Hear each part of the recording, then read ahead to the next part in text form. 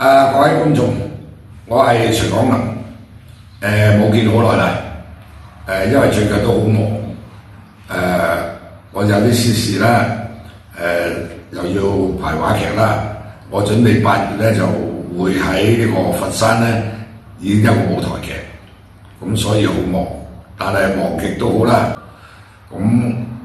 趁端午節我仲有啲時間可以空閒嘅咧，我抽啲時間出嚟。就係想講一講梁一頌第二個師傅陳明喺生前嘅最後一戰。梁明師傅係應該喺印尼嗰度咧學功夫嘅，練功夫嘅，佢玩嘅亦都係詠春。咁梁一頌咧，係喺香港跟阿葉問第3個徒弟徐尚田學詠春嘅，一個偶然嘅地方咧就認識咗陳明，咁大家都係玩詠春功夫嘅，於是乎不期亦都係講詠春功夫。一講落嚟，梁一頌就覺得陳明嘅功夫咧係有另一個風格同埋嘅打法。佢好中意佢個方法，咁就要求阿陳明咧教佢功夫。梁一頌師傅係一個好聰明嘅師傅，佢將同埋葉問嘅功夫聯合起上嚟，結合起上嚟之後咧，成為咗佢自己一套好好嘅梁一頌詠春。佢教咗一個徒弟出嚟，阿漢文，而家漢文同佢發展得好好，收咗好多徒弟，佢嘅徒弟上擂台打，亦都得到好多金牌。咁梁一頌收咗阿漢文，佢應該都覺得自己係冇睇錯呢個後生仔嘅。咁我今日所講嘅就係陳明喺佢生平裏邊最後同日本仔打嘅一場。咁點解陳明會同呢個日本黑川打呢場仗呢？事緣就係當年印尼排華嘅時候，陳明嘅妻子同個女兒都喺呢個咁樣嘅暴亂裏邊咧，係俾人打死咗。陳明空有一身功夫，空有一身武藝，都冇辦法子去救佢嘅妻兒子女，佢好心痛。佢一路都係對呢件事咧耿耿於懷嘅。好啦，咁一個喺印尼，一個喺日本，點解會比武咧？就係咁嘅。日本有個武士叫做黑川，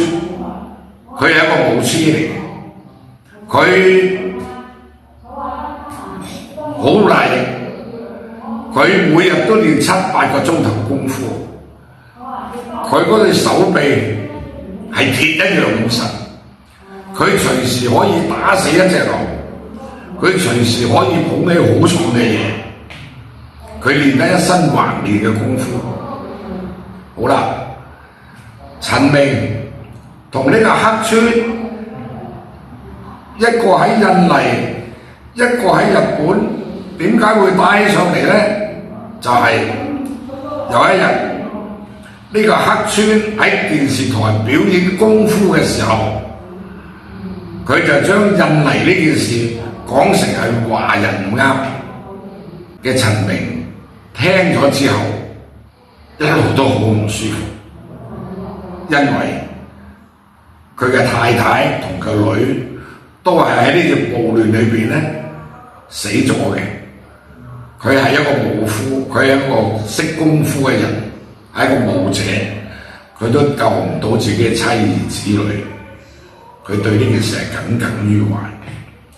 而黑川咁講咧，佢好唔開心，佢非常之難過。佢要揾呢個日本仔澄清呢件事，但係佢唔識日文，於是佢就揾佢嘅朋友，想辦法去揾到呢個日本仔嘅地址咧，寫封信俾日本仔，話俾佢聽事件唔係咁嘅。如果你唔相信我，閣下係一個武者，我都係一個武者，我願意同你嚟一次比武，睇下你日本嘅國技好啊，抑或我哋嘅中國功夫存在嘅價值。幾經波折，幾經周旋，呢個日本仔終於咧都會見咗陳明，佢亦都好想同陳明咧交戰，但係佢同陳明講：我係一個武者，我係一個好中意練功夫嘅人，我每一日都練7-8個鐘頭。而且我嘅手力好大，我係可以一拳打死一隻牛嘅。我喺電視上都表演過，你都應該睇過㗎啦。我睇過，但係我真係想同你比一次武，我想知道你嘅功力去到邊度。好啦，幾經交戰，幾經大家書信來往，終於都見面啦，終於呢場戰都打成啦。陳明同黑川交手，其實唔係打咗好耐，因為高手過招咧，唔係100招，唔係300招，而係大概係6-7分鐘度啦。咁陳明咧將呢個日本仔打盲咗一隻眼，打斷咗3條肋骨。